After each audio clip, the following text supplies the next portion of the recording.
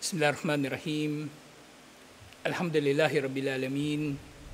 Assalatu wassalamu ala asyrafil anbiya'i wal mursalin. Nabiyina Muhammadin wa ala alihi wa sahbihi ajma'in. Assalamualaikum warahmatullahi wabarakatuh. So inisyal asira. At yung huling natalakay natin, yung pag-uusap ni na Propeta Muhammad sallallahu alaihi wasallam at ni Utbah bin Rabi'ah. Kaya nga pagbalik ni Utbah bin Rabi'ah, marami pang drama yung nangyari sa Quraysh. Pero ang buod nun, ang pinayo ni Utbah bin Rabi'ah sa Quraysh, hayaan na nila si Propeta Muhammad sallallahu alaihi wasallam. Huwag na nilang problemahin si Propeta Muhammad sallallahu alaihi wasallam. Dahil si Propeta Muhammad sallallahu alaihi wasallam, kung mabubwisit sa kanya yung mga Arabo, papatayin din siya ng ibang Arabo na gusto nilang gawin kay Propeta Muhammad sallallahu alaihi wasallam. Ibig sabihin, merong ibang gagawa kay Propeta Muhammad sallallahu alaihi wasallam na gusto nilang gawin. At kapag ginawa yun ng iba, di ibig sabihin tapos ang problema nila. O kung magtatagumpay naman si Propeta Muhammad sallallahu alaihi wasallam, makikinabang sila. So either way, may pakinabang. Kung papabayaan nila si Propeta Muhammad sallallahu alaihi wasallam. Matalo man si Propeta Muhammad sallallahu alaihi wasallam, tapos ang problema. Manalo si Propeta Muhammad sallallahu alaihi wasallam, may papakinabangan sila. Pero hindi ito tinanggap ng Quraysh, lalong-lalo si Abu Jahal na nagbintang pa nga kay Utbah, na baka nag-Muslim si Utbah. Sabi niya, baka sikreto ka lang na nag-Muslim. Kaya ngayon, ang ginawa na ng Quraysh, kumbaga, nagsama-sama uli sila. That time, si Utbah lang mag-isa ang kumausap kay Propeta Muhammad sallallahu alaihi wasallam. Pero ngayon, lahat na sila. Yung mga pinuno ng Quraysh, pupunta na kay Propeta Muhammad sallallahu alaihi wasallam para kausapin si Propeta Muhammad sallallahu alaihi wasallam. So ganito sila hindi papapigil. Gagawin nila ang lahat. Pero syempre dapat maunawaan natin dito na actually itong mga ginagawa nila na ito, yung pakikipagdiplomasya kay Propeta Muhammad sallallahu alaihi wasallam, hindi ito kabutihang loob eh. Hindi ito sa kabutihang loob nila. Kasi nauna na silang may napatay. Pinatay na nila si Sumayya, napatay na nila si Yasir, pinahirapan na nila yung mga Muslim. Etong ginagawa nilang pakikipagnegosasyon kay Propeta Muhammad sallallahu alaihi wasallam, kumbaga, sinusubukan lang nila. Sinusubukan lang nila kung uubra. Siyempre, sa yabang nila na mapapa-oo nila si Propeta Muhammad sallallahu alaihi wasallam sa kanilang mga iaalok. Katulad ng nangyaring pag-aalok kay Propeta Muhammad sallallahu alaihi wasallam ni Utbah bin Rabi'ah. At doon sa nauna pang mga nangyari, di ba? May inalok na sila kay Abu Talib, na ibibigay nila yung kapatid ni Khalid bin al-Walid sa kanila, kapalit si Propeta Muhammad sallallahu alaihi wasallam para patayin, pero hindi pumayag si Abu Talib. So yung mga ganitong kumbaga pakikipagdiplomasya, hindi ito nangyayari sa kabutihang loob ng Quraysh. Nandun pa rin yung kagustuhan nilang patayin si Propeta Muhammad sallallahu alaihi wasallam. Kung ano yung motibo nila dito, kumbaga ganun pa rin ang pangibabawi ng kufur. Kumbaga hindi ito dahil sa anuman, kundi gusto nilang matalo ang Islam sa anumang paraan. So yung ru'asa o Quraysh, yufawiduna Rasulullah sallallahu alaihi wasallam.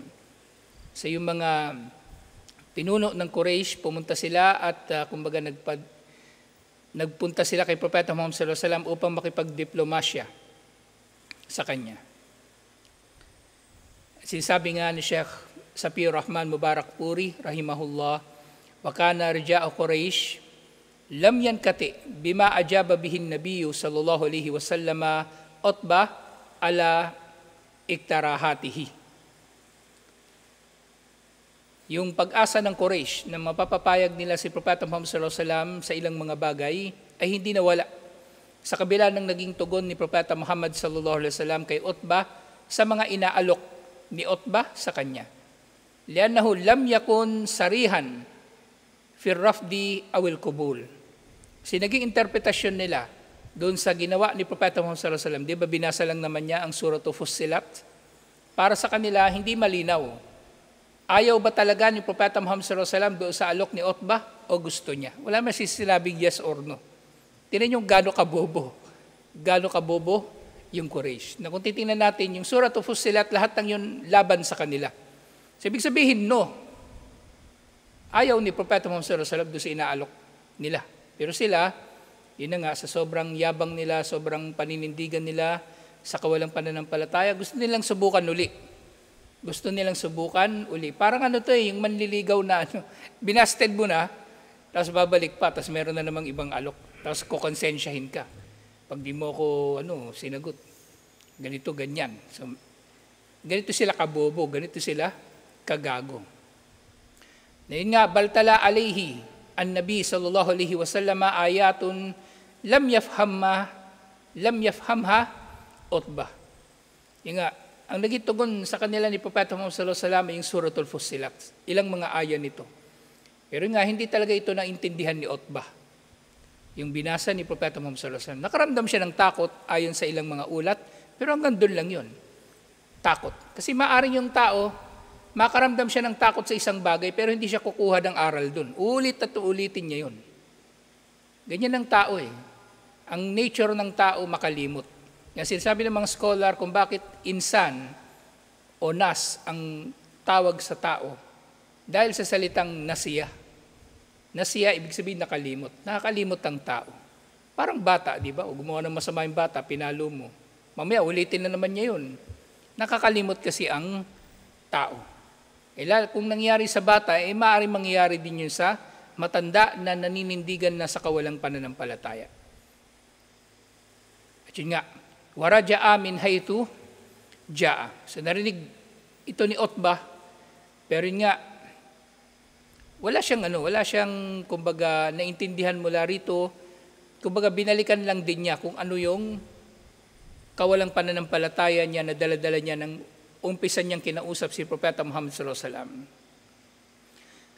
At dahil dito, fatashawara ru'asa'u Quraysh fima bainahum wa fakkaru fi kulli jawanibil qadiyah. Dahil dito, nag-isip ang Quraysh.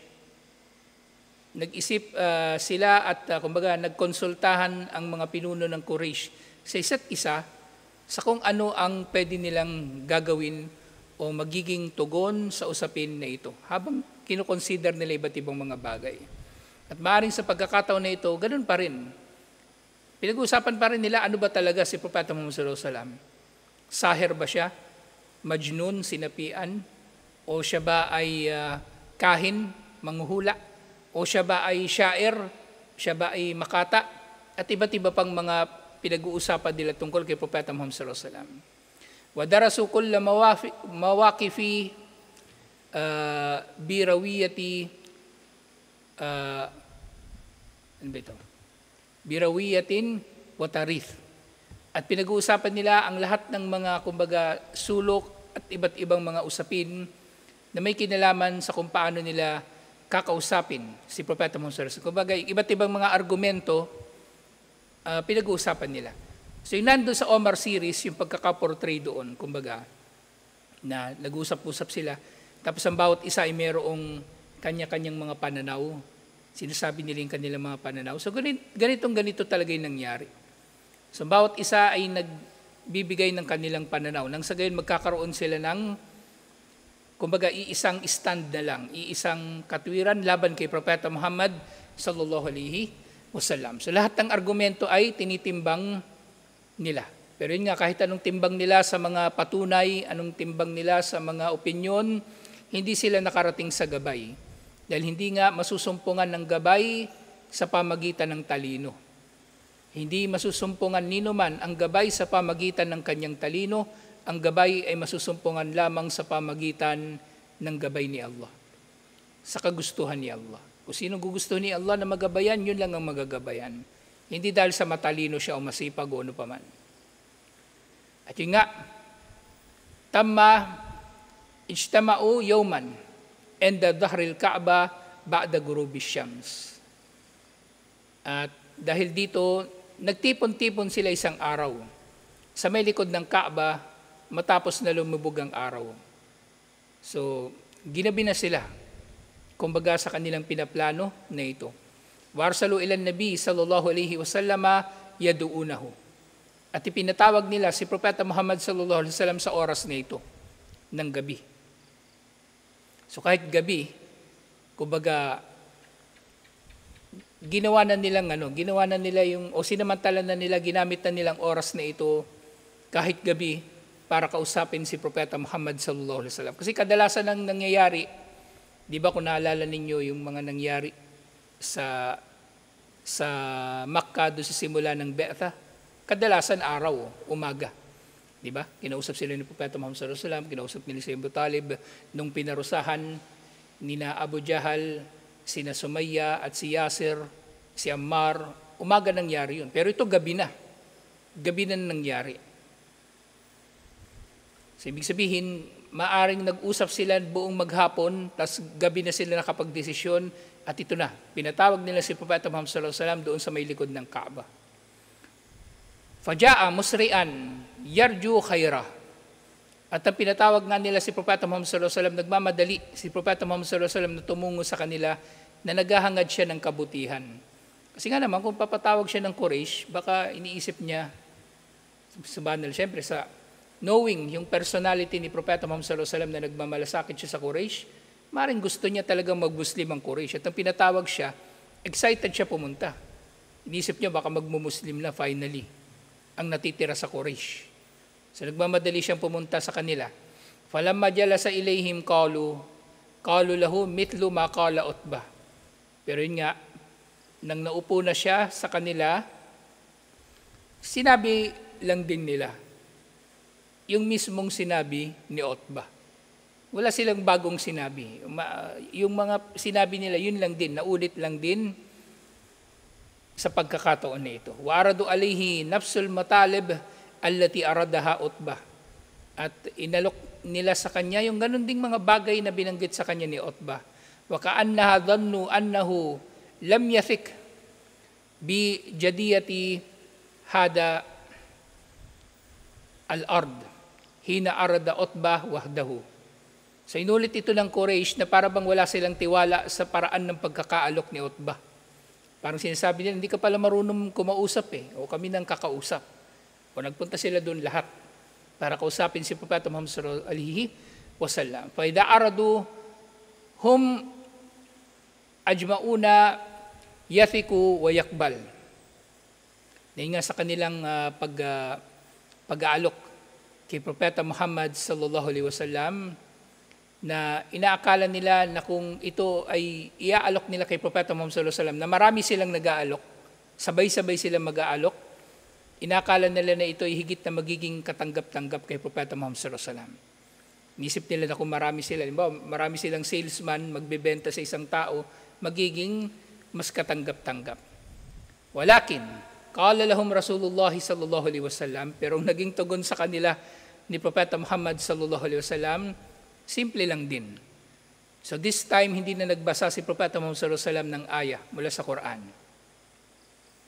Nagsalita na siya sa salita ng tao, sa sarili niyang pananalita. So sabi niya, ma bima takulun.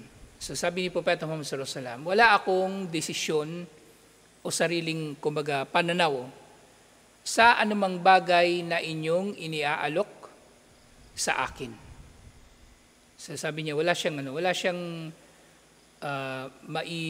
maipagdidesisyon tungkol sa bagay na ito. Ma ji'tukum bima ji'tukum bihi atlubu amwalakum wala syarfa fikum. Ang anumang pinuntan ninyo rito na inaalok ninyo ay hindi ko hinihiling na anuman. O wala akong hinihiling mula sa mga ito na pera o kaya ay karangalan sa inyo. Walal mulku alaykum, hindi ko rin hinihiling ang paghahari sa inyo. So, kumbaga yung da'wa ko na kumbaga inanyayahan ko kayo patungo sa Islam, hindi ito para sa yaman, hindi ito para sa karangalan, at hindi ito para sa paghahari. Walakin Allah ba'athani ilaykum rasula. Ngunit si Allah, isinugo niya ako sa inyo bilang sugo, bilang tagapagdala ng mensahe ni Allah. Wa unzila alayya kitaban, at ipinahayag sa akin ni Allah ang isang aklat. Wa amarani an akuna lakum bashira wa nadira.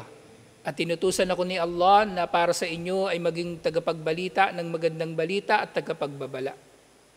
Faballagtukum risalati Rabbi, ang ipinahayag ko sa inyo, kaya ipinahayag ko sa inyo ang mensahe ng aking Panginoon, Wa nasahtu lakum, at ako'y naging matapat sa inyo sa pagpapayo. Fa in taqbalu minni ma ji'tukum bihi fa huwa haddukum fid dunya wal akhirah. Kung tatanggapin ninyo mula sa akin ang anumang dala ko sa inyo, ito ay magiging mabuting bahagi ninyo para sa dunya at sa kabilang buhay. Wa in taruddu alay, pero kung tatanggihan ninyo ako, asbiru li amrillahi hatta yahkumallahu bayni wa baynakum. At kung kayo itatanggi sa akin, magtitiis ako sa anumang ipag-uutos ni Allah o itatakda ni Allah hanggang sa si Allah ay maghatol sa pagitan ko at pagitan ninyo. So ganito ang naging tugon ni Propeta Muhammad sallallahu alaihi wasallam sa kanila. So naging simple lang yung tugon ni Propeta Muhammad sallallahu alaihi wasallam sa kanila. Fankalabu ila nuktatin ukhra. Pero hindi pa rin sila nasiraan ng loob. Nagsalita pa rin sila. Meron pa rin silang binigay na panibagong mga punto. So bukod doon sa yaman, bukod doon sa karangalan, at bukod sa paghahari, meron pa silang sinabing iba kay Propeta Muhammad sallallahu alaihi wasallam. Wa talabu minhu an yas'ala rabbahu an yasira anhum aljibal.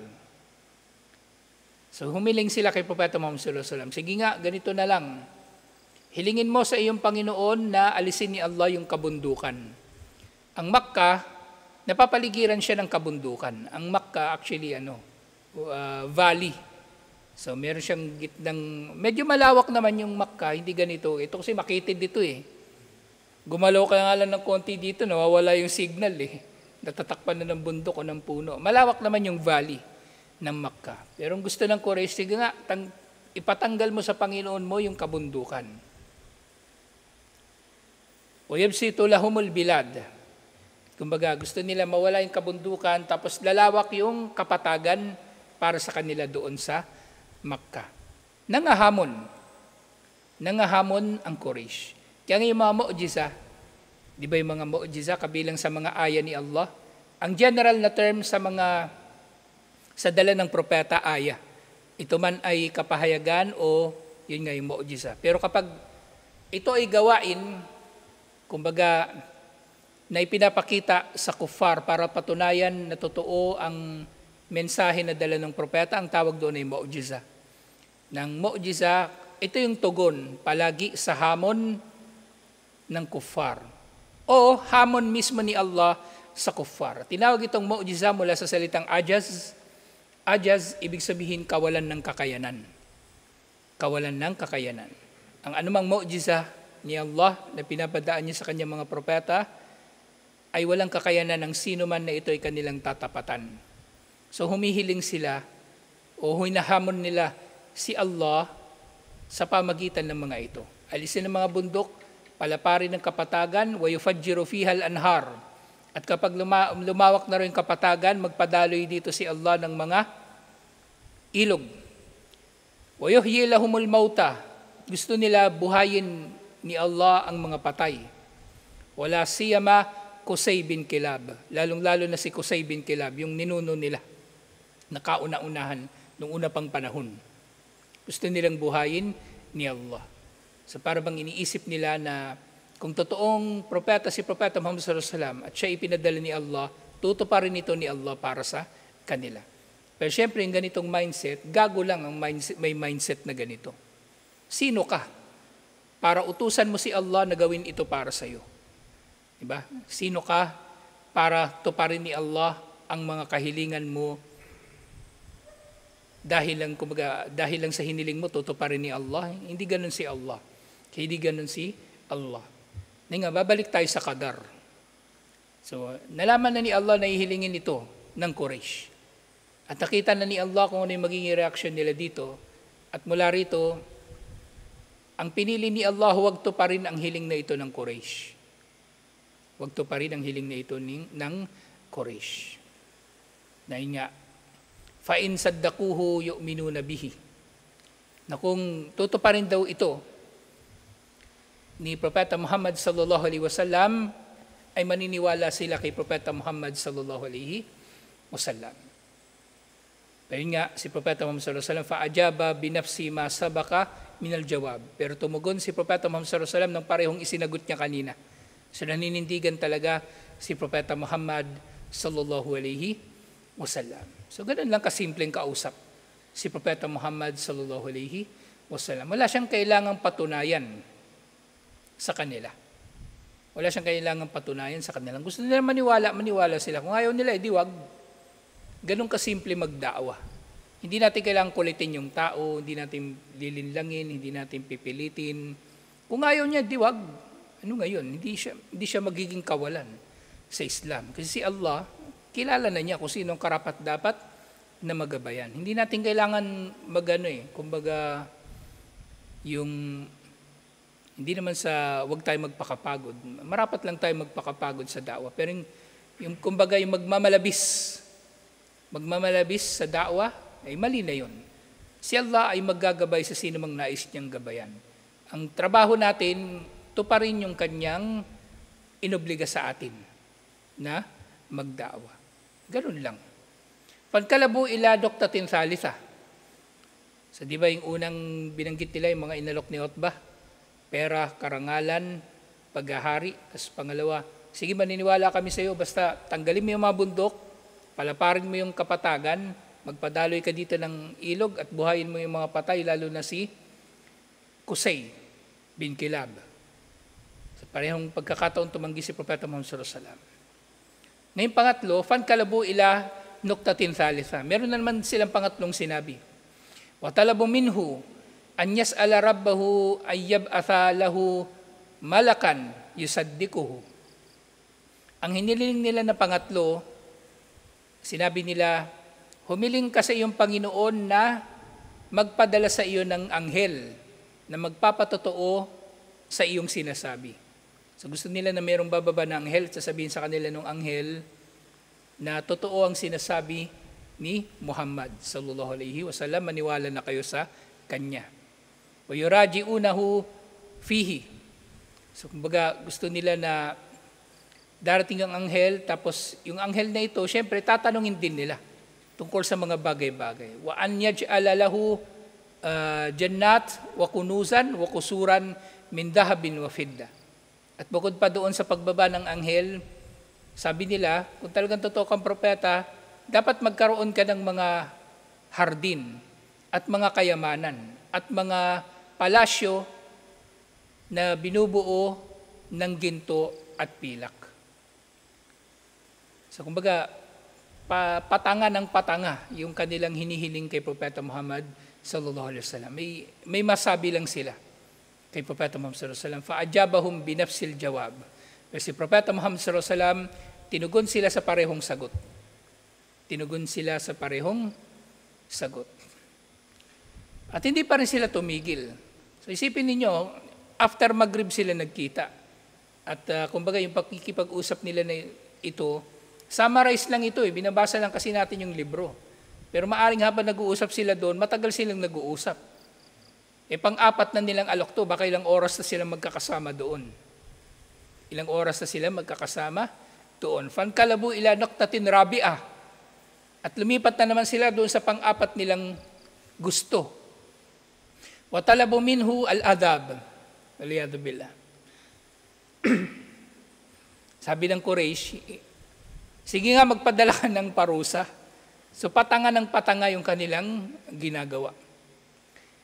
An yaskuta alayhim sama kasafan. Sige nga magpadala ka ng parusa na bumagsak sa amin yung langit ng pira-piraso.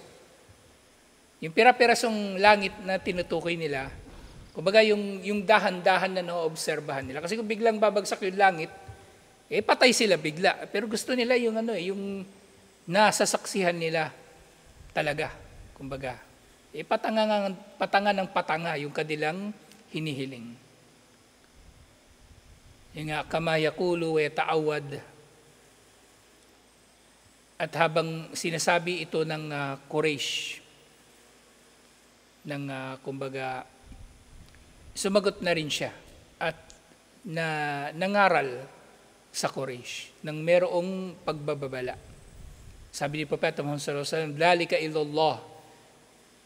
ang bagay na ito at ang lahat ng hiniling ninyo ay nasa kamay ni Allah. Si Allah ang may desisyon kung gugustuhin ba niya ito o hindi.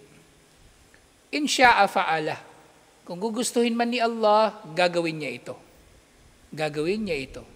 Ngayon, si Propeta Muhammad sallallahu alaihi wasallam, di ba, yung pangalawa, pangatlo at itong pang-apat na hiling nila, ang hiling nila, manalangin si Propeta Muhammad sallallahu alaihi wasallam, pero hindi niya rin yung ginawa. Hindi siya nanalangin kay Allah na patagin yung kabundukan, hindi siya nanalangin kay Allah na magpababa ng anghel, at hindi rin siya nanalangin kay Allah na pabagsakin yung langit. Kasi alam niya walang kwentang mga bagay ito. Hindi niya in-entertain yung mga bagay na ito. Na kung siya ay makikiisa sa Quraysh sa ganitong kagaguhan, parang sumang-ayon din siya sa kanila. So hindi naiulat dito na ginawa niya yon. At either way, nalalaman natin, knowing ang paninindigan ni Propeta Muhammad sallallahu alaihi wasallam sa bagay nito, hindi niya rin gagawin yun. Hindi niya rin gagawin yun. Faqalu amma ilmu rabbika ana sanajlisu ma'ak. So, ngayon naman, meron na naman silang sinabi. Hindi ba nalalaman ng iyong Panginoon na, hindi pa ito, anna.